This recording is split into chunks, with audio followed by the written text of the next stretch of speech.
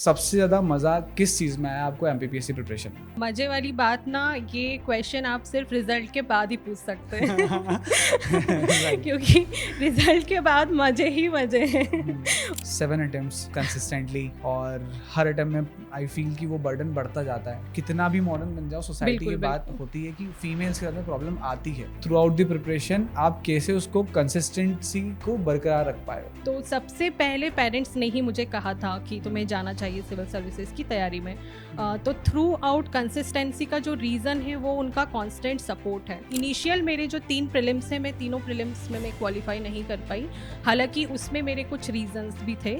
जैसे हम कहते हैं ना कि आपकी सफलता के क्या सूत्र हैं, तो सफलता के जैसे सूत्र होते हैं वैसे हमारी असफलता के भी कुछ कारण होते हैं। तो डेफिनेटली मेरे जो 3 इनिशियल प्रीलिम्स में मैं फेल रही हूँ, उसके बहुत सारे कारण थे। है एवरीवन, मैं हूं आपका दोस्त आशीष और इंडियन एस्पिरेंट शो के इस नए एपिसोड में आपका स्वागत है। ये एपिसोड हमारा अनादर मोस्ट रिक्वेस्टेड एपिसोड है। इस एपिसोड में हमारे साथ है नेहा गंगारे, जिनसे हम बात करेंगे उनकी प्रिपरेशन के बारे में, उनकी स्ट्रैटेजी के बारे में, उनकी जर्नी के बारे में और ओवरऑल उनका माइंडसेट कैसा रहा throughout the preparation. Neha Gangare ji, Indian aspirant show पे आपका स्वागत है। Thank you so much Ashish. First मुझे यहाँ इनवाइट करने के लिए बहुत बहुत thank you and I am very excited and happy. First की आपके कई सारे इंटरव्यूज अब तक हो चुके हैं।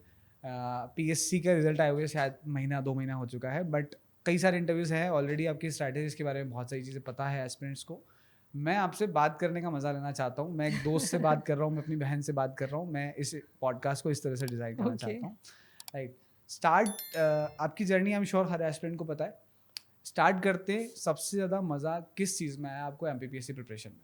मजे वाली बात ना, ये क्वेश्चन आप सिर्फ रिजल्ट के बाद ही पूछ सकते हैं राइट। क्योंकि रिजल्ट के बाद मजे ही मजे हैं। हम्म, उसके पहले मजे वाली बात थोड़ी कम होती है हम्म, और बहुत हम उस प्रोसीजर में ऐसे बिल्कुल लग जाते हैं कि वहाँ तक पहुँच ही नहीं पाते। बट मेन यही है कि आपको उसको इंजॉय करना है, उस प्रोसीजर को। राइट। क्योंकि प्रोसीजर लंबा है और कंसिस्टेंसी बहुत लंबे समय तक आपको मेंटेन करके रखनी है। आपके और दूसरी बात ये भी रही कि एग्ज़ाम आपके डिले हो रहे हैं, आपके रिजल्ट आ रहे हैं फिर कैंसिल हो रहे हैं, आपका नाम आ रहा है फिर हट रहा है, आप प्रीलिम्स फेल हो रहे हैं, मेंस आप कोई सा पेपर अच्छा नहीं जा रहा है, ये बहुत लंबे समय तक बिल्कुल चलता रहता है। राइट। तो वो कीप डूइंग वाला जो माइंडसेट है वो हमेशा रखना पड़ता है। तो जिन्होंने भी कीप डूइंग वाला माइंडसेट रखा है कि कुछ भी हो बस करते रहना है करते रहना है, राइट। वो आज यहाँ है। तो बहुत अच्छा लग रहा है और बहुत अच्छा लगता है और सभी एस्पिरेंट्स को मैं यही कहना चाहूँगी, अगर वो मज़े वाला सीन अगर आपको चाहिए तो बस लगे रहिए, ज़रूर होगा। ज़रूर होगा। राइट। और थ्रू आउट द प्रिपरेशन ना I have figured out few things. जितने भी टॉपर्स के साथ हमने पॉडकास्ट किया है, what I figured out is कि हर इंसान ने, हर टॉपर ने अपनी उस प्रोसेस को बहुत ज़्यादा एंजॉय किया है। हाँ, ups and downs the part of process कि हाँ। आएंगे ही आएंगे। आपको लोस को भी वापस अपलिफ्ट करके वापस आपको अप पे आना पड़ेगा। तो उस प्रोसेस को एंजॉय करना कितना इंपॉर्टेंट है और आपके लिए वो प्रोसेस कैसी रही है? देखिए, प्रोसेस को एंजॉय करना बहुत ज़रूरी है, बहुत ज़रूरी है। व्हाई? बिकॉज़ कभी कभी ठीक है, होगा, हर दिन आपका एक जैसा बिल्कुल नहीं होता। हम टाइम टेबल बनाते हैं कि आज ये सब्जेक्ट पढ़ लेंगे, आज ये पढ़ लेंगे, कभी कभी होगा, कोई से दिन नहीं होगा। बट मायने ये रखता है कि अगर आपका कोई दिन अच्छा नहीं गया है तो आप थोड़ा सा, ठीक है, आपको बुरा लगेगा, लेकिन वो जो समय है बुरा लगने वाला वो ज़्यादा लंबा नहीं होना चाहिए। राइट? मान लीजिए आपका प्रीलिम्स का पेपर अच्छा नहीं गया, आपको लग रहा है कि हम कट ऑफ क्लियर नहीं कर पाएंगे इस बार, तो या फिर आप रिजल्ट में फेल हो गए हैं, आप उस समय को जितना कम रखेंगे कि बुरा लग रहा है, क्या पेरेंट्स सोचेंगे, सोसाइटी क्या सोचेगी, हम सेल्फ डाउट बहुत जल्दी करने लगते हैं कि हमसे नहीं हुआ। लेकिन अगर आप इसे लंबे समय तक चलते रहने देंगे कि महीने भर बस इसी बात में हमने गुजार दिया है, तो वो प्रॉब्लमेटिक है। करेक्ट। वो टाइम को आप कम रखिए। हम ह्यूमन बीइंग हैं, हर तरह के इमोशंस आते हैं और कोई दिक्कत नहीं है। मुझे 7th अटेम्प्ट में आके ये मेरा फाइनल सिलेक्शन हुआ है। तो अगर मैं अपने पहले जो अटेम्प्ट रहे उसी में ये डिसाइड कर लेती कि नहीं, मुझसे नहीं होगा, तो आज मैं यहाँ नहीं होती। तो भीड़ का हिस्सा होने में और भीड़ होने का कारण बनने में जो रास्ता है वो आपको तय करना है। तो बस लगे रहना है, ज़रूर सिलेक्शन होगा। वो आपका जो समय है बुरा मानने वाला वो रखिए, लेकिन उसको समय को कम रखिए। राइट। बस मैं ये कहूँगी। राइट। एंड अभी जब जैसे रिसेंटली अभी यूपीएससी और एमपीपीएससी के रिजल्ट जब आए ना, तो मेरे बहुत सारे फ्रेंड्स हैं जो यूपीएससी भी जिनका नहीं सिलेक्शन नहीं हो पाया, जिनका एमपीपीएससी में भी नहीं हो पाया। तो कुछ दोस्त ऐसे हैं जिन्होंने महीना भर लगा दिया उससे रिकवर करने में कि हाँ, यार मैं फेल हो गई हूँ और या फेल हो गया हूँ, और कुछ दोस्त ऐसे हैं जो 2 दिन में बोलते हैं कि चलो ठीक है बिल्कुल, अगली तैयारी करते हैं, अगला अटेम्प्ट आ एग्ज़ैक्टली, रहा है। बिल्कुल, उनमें से जिसके इंटरव्यू थे 2019 के, वो इंटरव्यू में लग गए कि चलो ठीक है बिल्कुल, 20 हाथ में नहीं है तो राइट, 2019 की तैयारी करते हैं राइट, या अगले आने वाले अटेम्प्ट की तैयारी करते हैं। तो आई फील कि वो गैप जितना कम हो जाएगा ना कि आपको हाँ, नहीं हो पाया सिलेक्शन, आप उससे रिकवर करके वापस अगले के लिए भागो। जी, क्योंकि अगर आप पहले दिन ही रिकवर कर गए तो आपका पहला दिन डे 1 वहीं स्टार्ट हो जाएगा। आप बिल्कुल, 30 दिन के बाद रिकवर करोगे तो आपका डे 1 30 दिन एग्ज़ैक्टली, बाद स्टार्ट होगा, एग्ज़ैक्टली। राइट। इसमें मैं ये भी कहना चाहूँगी, देखिए बाद में जवाब सिर्फ़ 2 ही देने हैं, आपका सिलेक्शन हुआ है या नहीं हुआ है। तो कोई आपसे बीच की जर्नी पूछने नहीं वाला है, तो राइट। वो सिर्फ़ आप जानते हैं। तो आप सिर्फ़ ये सोचिए कि आप कौन-सा जवाब देना चाहते हैं उनको। अगर आप बताना चाह रहे हैं कि आपका सिलेक्शन हुआ है, तो आपको जल्दी रिकवर होना पड़ेगा अपनी राइट। सिचुएशन से। जी, 7 अटेम्प्ट्स कंसिस्टेंटली, और हर अटेम्प्ट में आई फील कि वो बर्डन बढ़ता जाता है। हाँ, एक बार नहीं हुआ, दूसरी बार नहीं हुआ, तीसरी बार नहीं हुआ। और स्पेशली जब आपने ऑफ द कैमरा अपनी फैमिली के बारे में बताया कि आप 3 सिस्टर्स हो, है ना, right, father is in the government job. Right, तो 3 सिस्टर के साथ में ना थोड़ा चैलेंजिंग हो जाता है, राइट, क्योंकि राइट। यार कितना भी मॉडर्न बन जाओ, सोसाइटी की बिल्कुल, बात बिल्कुल। होती है कि फीमेल्स के साथ में प्रॉब्लम आती है। हुँ, जितना चैलेंजिंग एक लड़के के लिए होता है उससे ज़्यादा चैलेंजिंग लड़की के लिए होता है प्रिपरेशन करना। और ये हमने कई सारे पॉडकास्ट में डिस्कस किया, और ये मैं पूर्वा की कहानी में भी हमने यही बात हाँ, की है, हाँ। राइट। कितना चैलेंजिंग था 3 सिस्टरों की प्रिपरेशन करना, और थ्रू आउट द प्रिपरेशन आप कैसे उसको कंसिस्टेंसी को बरकरार रख पाए हो। तो इसके पीछे रीज़न सेम मेरी फैमिली का सपोर्ट था। मतलब मेरे पेरेंट्स सबसे पहले मुझे मेरी मम्मी-पापा ने ही कहा था कि तुम्हें सिविल ओके। सर्विसेज़ की तैयारी करनी चाहिए। अदरवाइज़ 12th में मेरा मैथमेटिक्स था और मैं आईआईटी की तैयारी की तरफ जाने वाली थी। बट वो मैंने तैयारी करी एग्ज़ाम में, बट आईआईटी की जो एग्ज़ाम होती थी उस टाइम उसमें मेरा सिलेक्शन नहीं हुआ। तो फिर मैंने अपने ग्रेजुएशन में सेकंड ईयर में ये डिसाइड किया कि ठीक है सिविल सर्विसेज को एक ट्राई देना चाहिए। तो सबसे पहले पेरेंट्स ने ही मुझे कहा था कि तुम्हें जाना चाहिए सिविल सर्विसेज की तैयारी में। तो थ्रू आउट कंसिस्टेंसी का जो रीज़न है वो उनका कांस्टेंट सपोर्ट है। मतलब मैं फेल होते जा रही थी। इनिशियल मेरे जो 3 प्रीलिम्स हैं, मैं तीनों प्रीलिम्स में मैं क्वालिफाई नहीं कर पाई। ओके। हालाँकि उसमें मेरे कुछ रीज़न्स भी थे। जैसे हम कहते हैं ना कि आपकी सफलता के क्या सूत्र हैं। तो सफलता के जैसे सूत्र होते हैं वैसे हमारी असफलता के भी कुछ कारण होते हैं। तो राइट। डेफ़िनेटली मेरे जो 3 इनिशियल प्रीलिम्स में मैं फेल रही हूँ, उसके बहुत सारे कारण थे। उसको मैंने बाद में ख़ैर एनालाइज़ किया। 2017 मेरा 4th अटेम्प्ट था, वो मैंने थोड़ा प्रॉपर तैयारी के साथ दिया था और उसमें मैं प्रीलिम्स क्वालिफ़ाई किया, मैंने मेंस दिया, इंटरव्यू तक आई, तो वहाँ से कॉन्फिडेंस बिल्टअप हुआ और पेरेंट्स को भी ये लगा कि नहीं पोटेंशियल तो है, राइट। मेहनत की जा सकती है इसमें। और हालांकि फाइनल सिलेक्शन नहीं हुआ इंटरव्यू के बाद। उसके बाद बहुत डिमोटिवेटिंग मोमेंट रहा, लेकिन फिर पेरेंट्स ने कहा कि नहीं तुम इंटरव्यू तक आ गई हो, तुम्हें और थोड़ी सी मेहनत करनी चाहिए और डेफिनेटली फाइनल सिलेक्शन होगा।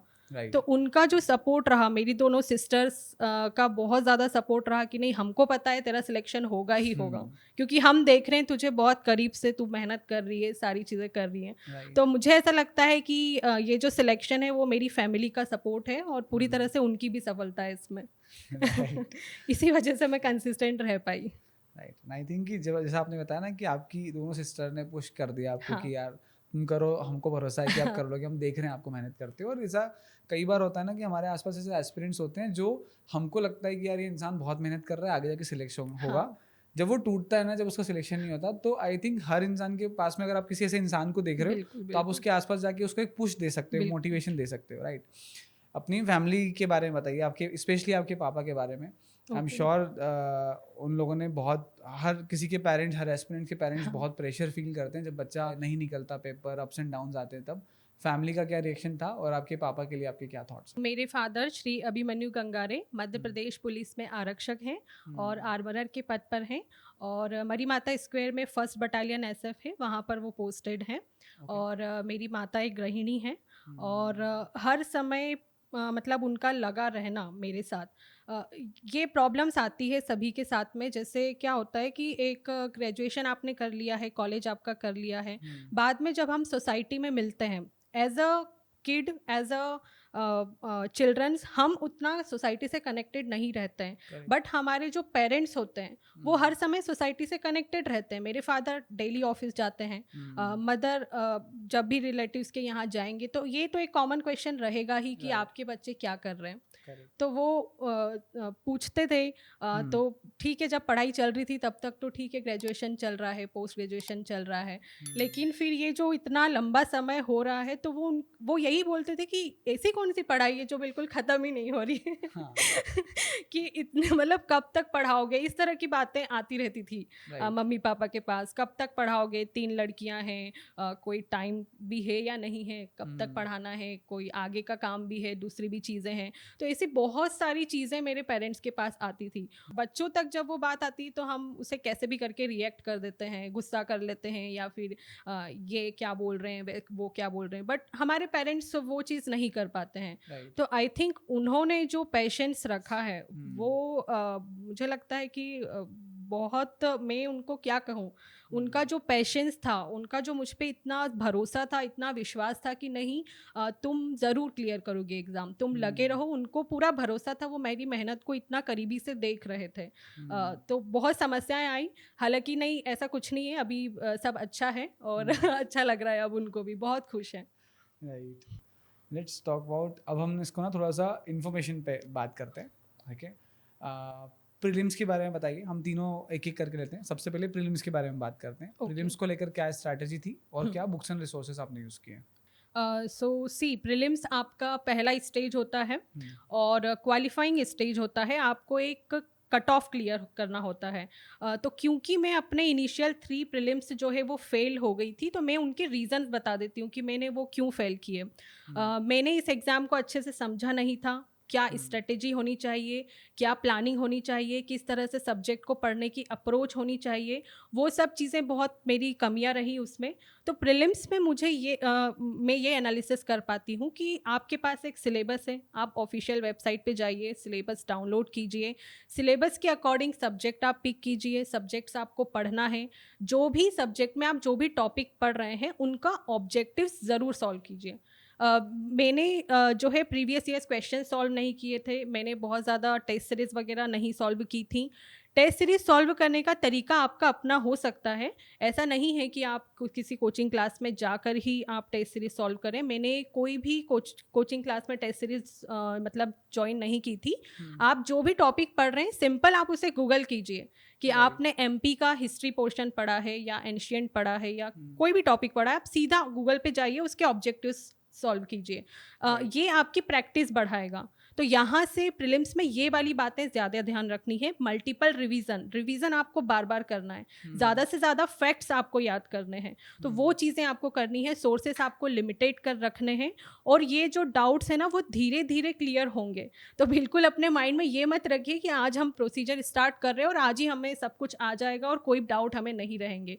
आपको सिर्फ प्रोसीजर को स्टार्ट करना है, तो ज़रूर सिलेक्शन हो जाएगा. और दूसरी बात, प्रीलिम्स में ये भी ध्यान रखिए कि 100 में से 100 क्वेश्चंस आए ऐसा ज़रूरी नहीं है.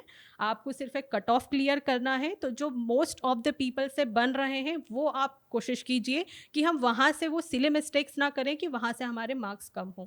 राइट. जी, तो ये आप फॉलो कर सकते हैं. Let's talk about mains strategy. और Okay. मेंस में मैं जाता हूँ तो उसको थोड़ा सा एलैबोरेटिव कर दीजिएगा बुक्स एंड रिसोर्सेज के साथ में.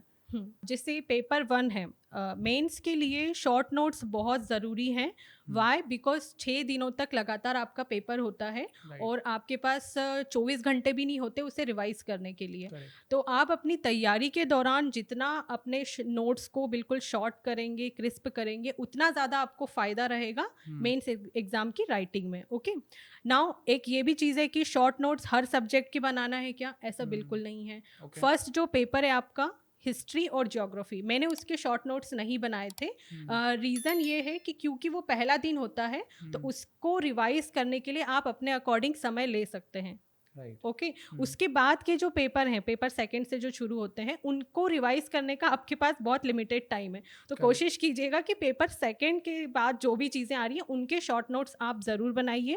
और रही बात सोर्सेज़ की, तो सोर्सेज़ मेरे भी कॉमन है, वही सारी जो बुक्स हैं स्टैंडर्ड्स मैंने भी वही फॉलो किए हैं, और एनसीईआरटीज़ बुक्स को मैंने पढ़ा है, और वहीं से आपको शॉर्ट नोट्स बनाने हैं। टाइम मैनेजमेंट पर ध्यान रखना है, स्पीड पर काम करना है, इन चीज़ों के साथ आप मेंस क्वालिफाई कर लेंगे। Right, very nice. And let's talk about now interview का माहौल कैसा था और इंटरव्यू के लिए क्या स्ट्रैटेजी थी? ओके, इंटरव्यू का एक्सपीरियंस बहुत बहुत बहुत अच्छा रहा, और जो भी एस्पिरेंट्स इंटरव्यू तक जा रहे हैं, मुझे ऐसा लगता है वो उन्हें इसी बात को लेकर बहुत खुश होना चाहिए कि वो उन कुछ एस्पिरेंट्स में से हैं जो आयोग में जाकर इस अनुभव को ले पा रहे हैं। तो वो बात बहुत उसी को लेकर हम बहुत खुश थे कि एटलीस्ट हम उन कुछ एस्पिरेंट्स में से हैं जो फाइनली बोर्ड में जाएंगे। वाई? बिकॉज बहुत सारे लोग पूछते हैं आपसे कि कैसा होता है इंटरव्यू का माहौल, क्या Right. पूछते हैं वहाँ पर, क्या पहनना होता है, कितने लोग होते हैं, और इसका जवाब वही दे सकता है जो इंटरव्यू देने जा रहा है। Right. तो बहुत अच्छा एक्सपीरियंस रहा। मैं ये सेकंड टाइम इंटरव्यू दे रही थी। 2017 में भी मेरा इंटरव्यू था, हालांकि उसमें फाइनल सिलेक्शन नहीं हुआ। इसके बाद लगभग 25 से 30 मिनट मेरा इंटरव्यू चला था। 30-35 मुझसे क्वेश्चंस पूछे गए थे। सारे क्वेश्चंस मुझसे नहीं बने थे, लगभग 4 से 5 क्वेश्चंस पे मैंने उन्हें सॉरी भी कहा था। बट बहुत अच्छा एक्सपीरियंस रहा। लास्ट में सर ने मुझसे कहा था कि बहुत बढ़िया रहा, और ऐसे करके बहुत अच्छा इंटरव्यू रहा। आप इंटरव्यू की कुछ क्वेश्चन शेयर करना चाहेंगे? क्या बातें होती है इंटरव्यू के अंदर, किस टाइप के क्वेश्चंस होते हैं और कैसे उनको पूछा जाता है? इंटरव्यू में मुझसे उन्होंने कॉमन क्वेश्चन में तो यही पूछा था जो सभी से पूछते हैं कि आप सिविल सर्विसेज में क्यों आना चाहते हैं। तो इसका आंसर सभी का अपना होना चाहिए। आप क्यों आना चाहते हैं इसका आंसर आप ही को पता है। इसके अलावा उन्होंने मुझसे फादर का पूछा था, आपके पिताजी क्या करते हैं। मुझसे उन्होंने पूछा किस कोचिंग से पढ़ाई की है। मैंने उनसे कहा कि मैंने सर सेल्फ स्टडी की है। तो उन्होंने मुझसे कहा नहीं नहीं, किसी कोचिंग से तो पढ़ा होगा आपने। तो मैंने कहा नहीं सर, मैंने सेल्फ स्टडी ही की है। इसके अलावा उन्होंने मुझसे वुमेन एम्पावरमेंट पे क्वेश्चन पूछे थे कि आपकी नज़र में महिला सशक्तिकरण क्या होता है, भारत जैसे देश में महिला सशक्तिकरण की क्या ज़रूरत है जहाँ पर हम महिलाओं को देवियों की तरह पूजते हैं। ऐसे करके बहुत लंबा आंसर उन्होंने बनाया था। आप अपने जीवन में किस महिला से प्रभावित रही हैं। इसके अलावा माइथोलॉजी पे भी वो चले गए थे, कुछ क्वेश्चंस माइथोलॉजी पे भी थे। इसके अलावा बैंकिंग से उन्होंने पूछा था, regional rural banks, commercial banks, दोनों में क्या डिफरेंस है। और फिर मैंने ये आंसर किया। इसके बाद उन्होंने फाइनेंशियल इंक्लूजन पूछा। फिर उन्होंने पूछा कि कॉमर्शियल बैंक्स को ही हम रूरल एरियाज में क्यों नहीं सेटअप कर देते, ऐसे अलग से रीजनल रूरल बैंक बनाने की क्या ज़रूरत है। स्टार्टअप इंडिया स्कीम पूछी थी। प्राइम मिनिस्टर जनधन योजना क्या है वो पूछा था। तो इस तरह के बहुत सारे, और कुछ साइंस के क्वेश्चंस पूछे थे। एनपीएन पीएनपी क्या होता है, डायोड ट्रायोड क्या होता है, जिस पे मैंने उनको सीधा सॉरी कहा था क्योंकि इस पे मैं कंफर्टेबल नहीं थी। तो इस तरह के क्वेश्चंस मुझसे पूछे गए थे। नाइस। और इंटरव्यू हॉल के पहले, जैसे अभी इंटरव्यूज हाँ। चल रहे हैं, राइट? इंटरव्यू हॉल में जब आप बैठे होते हैं, मतलब जस्ट एंटर करने के पहले, तो वहाँ पे कई सारे एस्पिरेंट्स आपको दिखे होंगे, राइट? उनसे आपने क्या ऑब्जर्व किया है और क्या ऐसी चीज़ें जो अगर कोई ऐसा एस्पिरेंट हमको दिख रहा है जिसका इंटरव्यू भी है, हाँ। उनको क्या चीज़ें नहीं करना चाहिए इंटरव्यू में जाने से पहले? ओके। तो माहौल बहुत अच्छा होता है इंटरव्यू में। जब आप जाते हैं, आपके डॉक्यूमेंट्स चेक हो रहे होते हैं। हर तरह की पर्सनालिटी वहाँ पर आपको देखने को मिलती है। कुछ ऐसे एस्पिरेंट्स होंगे जो बिल्कुल शांत हैं, चुपचाप बैठे हैं और सोच रहे हैं अपने बारे में।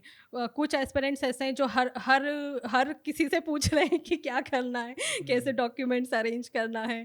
तो कोई है जिनका ग्रुप अपना बन गया है, एक दूसरे के साथ फ़ोटो खींच रहे हैं, नाश्ता कर रहे हैं। तो इस तरह का माहौल रहा। मैं तो खैर चुपचाप बैठी थी, मैंने किसी से बातचीत नहीं की, मैं सिर्फ ऑब्जर्व कर रही थी। तो इस तरह का माहौल रहता है, बट बहुत अच्छा रहता है, बहुत अच्छा लगता है। क्या नहीं करना चाहिए, मुझे ऐसा लगता है कि ऐसा बहुत ज़्यादा माइंडसेट बना के मत जाइए। जो आपकी पर्सनालिटी है आप उसी को वहाँ शो कीजिए। आप जैसे हैं परफेक्ट हैं और बहुत अच्छे हैं। तो ऐसा बिल्कुल भी अपने लिए बना के मत जाइए कि हमें ये नहीं करना, ये नहीं करना। नहीं, ऐसा बिल्कुल नहीं है। आपके जीवन का बहुत सुखद अनुभव है। इसके बाद रिजल्ट क्या रहने वाला है वो बात की बात है, लेकिन इसको एक्सपीरियंस करना ये आपका तरीका है। आप उसे कैसे एक्सपीरियंस करना चाहते हैं, तो ये मैं आपके ऊपर छोड़ती हूँ कि कैसे आप उसे माहौल को एक्सपीरियंस करना चाहेंगे। बिल्कुल भी मन से पहले से बना के मत जाइए। तो इस तरह का माहौल रहता है वहाँ पर। नेहा, आपकी ना थ्रू आउट द प्रिपरेशन आपने बहुत अप डाउन देखे हैं, प्लस बहुत लंबा समय आपको हो गया था। और फीमेल्स के साथ स्पेशली ऐसा होता है मोस्टली केसेस में कि अगर या तो आप अच्छा परफॉर्म नहीं कर रहे होते, आपके रिजल्ट डिलीवर नहीं होते, तो तो आपको जो लोग बाहर से इंदौर में रह रहे हैं हाँ, उनको घर बुला लिया जाता है कि अब आप घर राइट। से प्रिपरेशन करिए, जब प्री निकल जाए तब मेंस के लिए चले जाना, या मेंस निकल जाए तब इंटरव्यू के लिए चले जाना।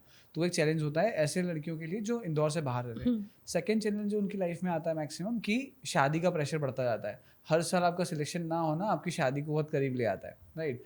वो चैलेंज आपके साथ था? ओके, तो लकीली ये चैलेंजेस मेरे साथ नहीं थे।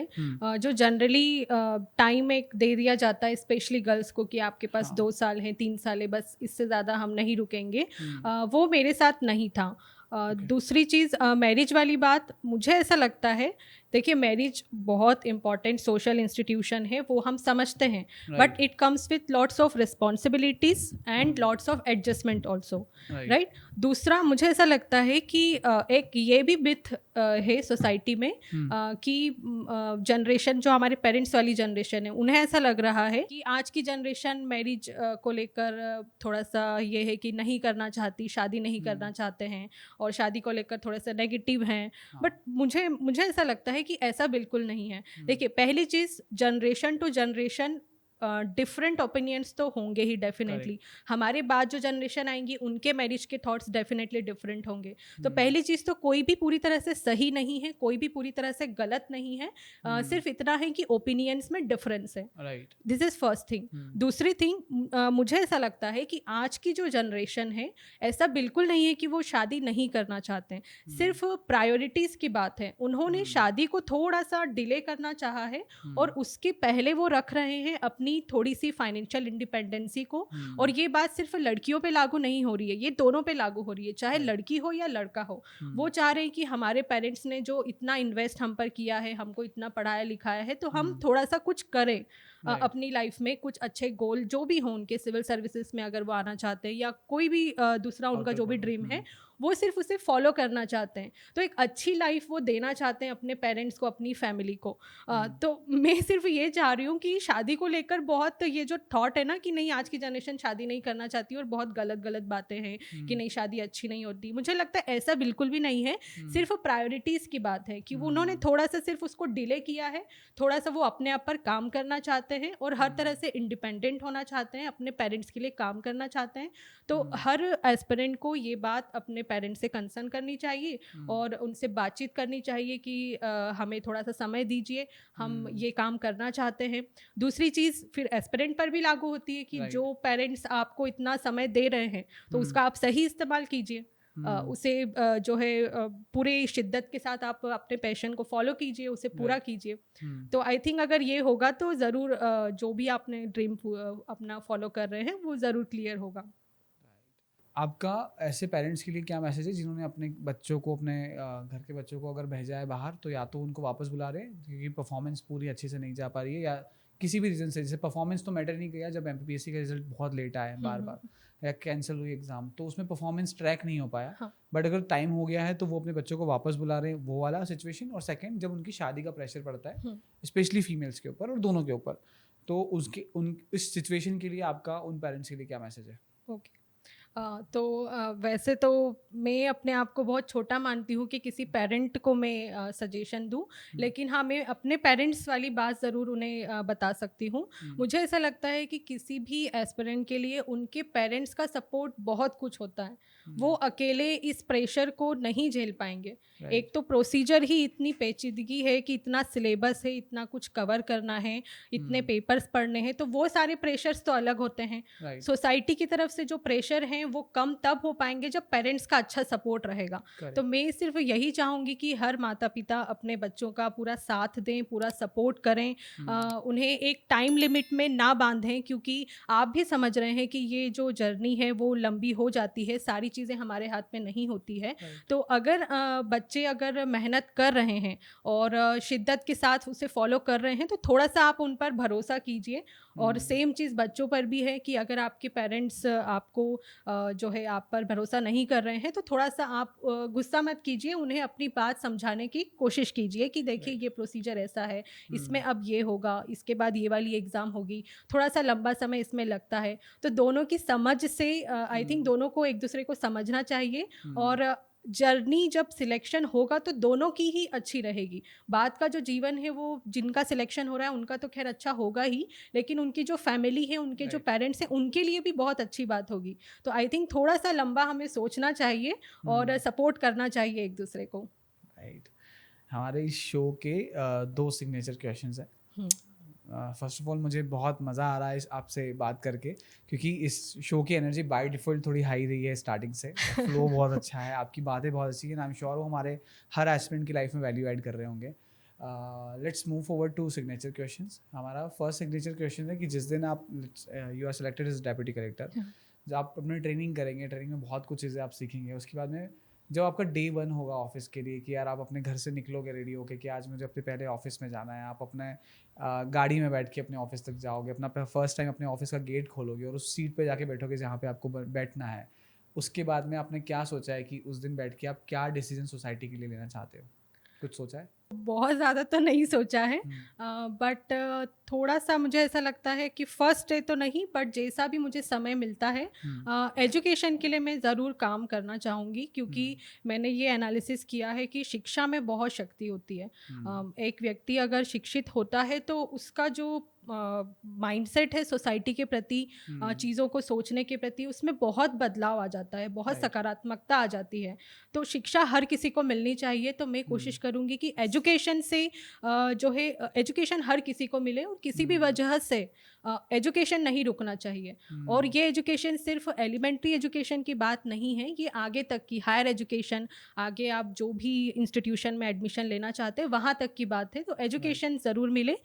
इसके अलावा जो भी शासन प्रशासन की तरफ से मुझे काम दिया जाएगा, मैं पूरी ईमानदारी के साथ कोशिश करूँगी कि उसे पूरा करूँ। राइट। और सेकंड सिग्नेचर क्वेश्चन इज कि हमने थ्रू आउट दी पॉडकास्ट हमने कई सारे टॉपर्स से बात की है और आपने अपनी बहुत लंबा समय अपने इस एग्ज़ाम को दिया है।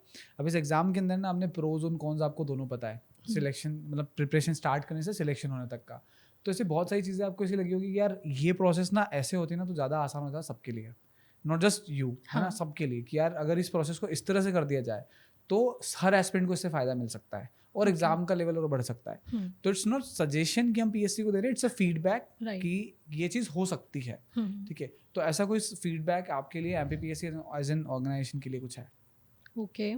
सो एमपीपीएससी पहली चीज़ तो बहुत ही रिस्पेक्टेड ऑर्गेनाइजेशन है, और मेरा सिर्फ फीडबैक यही रहेगा कि जो थोड़ा सा कैलेंडर फॉलो करने वाली बात है, कि एक बार जब आयोग के द्वारा कैलेंडर में दे दिया जाता है कि ये एग्ज़ाम इस समय पर होगी, तो कोशिश करना चाहिए कि वो वैसा ही फॉलो हो, राइट। क्योंकि उसका इम्पैक्ट बहुत ज़्यादा पड़ता है एस्पिरेंट्स पर। उनके पास टाइम इतना नहीं है, वो आगे भी जीवन में सोचें, कुछ और काम करें, अगर उनका प्रीलिम्स में नहीं सिलेक्शन हो रहा है तो वो क्या आगे करें, तो वो जो थॉट प्रोसेस है वो नहीं बन पाता है।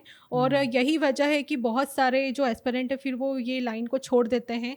तो ये मैं चाहूँगी कि ये कैलेंडर ज़रूर जो भी फिक्स करें आयोग, उसको वो फॉलो करें, तो इससे बहुत ज़्यादा फ़ायदा मुझे लगता है होगा। तो ये मेरा Right. सजेशन रहेगा। सॉरी, फीडबैक रहेगा। कैसा लगा आपको इंडियन एस्पिरेंट शो? मुझे बहुत अच्छा लगा, और फिर से बहुत बहुत बहुत थैंक यू। आपने मुझे ये अपॉर्चुनिटी दी जहाँ पर मैं इंटरेक्ट कर सकूँ दूसरे एस्पिरेंट्स के साथ, अपनी जर्नी शेयर कर सकूँ, अपनी स्ट्रेटजीज शेयर कर सकूँ। आई होप आप सभी को इससे हेल्प रही होगी, और कोई गलती हो तो प्लीज़ माफ़ कर दीजिएगा क्योंकि ये पहला पॉडकास्ट है मेरा। Thank you so much. Thank you so much for coming here. मुझे बहुत अच्छा लगा आपसे बात करके एंड आई होप हम आगे भी ऐसे कई सारे एपिसोड लेके आए हमारे एस्पिरेंट्स के लिए। मेरा ना एक विश है कि ऐसा मैंने कुछ टॉपर से बात भी किया है कि मैं इस पॉडकास्ट सीरीज़ को ना सिर्फ लिमिटेशन पे नहीं रखना चाहता हूँ कि सिलेक्शन हुआ, पॉडकास्ट हुआ and it's done. What I want is कि हर साल हम एक पॉडकास्ट करें कि 1 ईयर ऑफ सर्विस क्या होता है, 2 ईयर ऑफ ओके। सर्विस क्या होता है। तो मैं इस सीरीज़ को बहुत लंबा चलाना चाहता हूँ ताकि जिन लोगों ने आपकी आज जर्नी देखी ये सीख पाए कि 1 साल में आप कैसे इवॉल्व हो रहे हो। Right right right. राइट। सो जितने भी व्यूवर्स ने ये पॉडकास्ट देखा है इस एंड तक, इस एपिसोड को देखने के लिए बेहद धन्यवाद। और मैम नेहा का मैं बस जितने भी सोशल मीडिया लिंक्स हैं वो डिस्क्रिप्शन में हम लोग डाल देंगे, साथ ही इंडियन एस्पिरेंट शो के भी डिस्क्रिप्शन में आपको डिटेल्स मिलेगी। आपके पास में कोई भी सजेशन है, फीडबैक है या फिर कोई भी किसी कमेंट है जो आप हमको बताना चाहते हैं, आप कमेंट्स में भी बता सकते हैं, साथ ही में इंस्टाग्राम पे भी रीच आउट कर सकते हैं। Thank you so much for watching this video till the end subscribe the Indian aspirant show.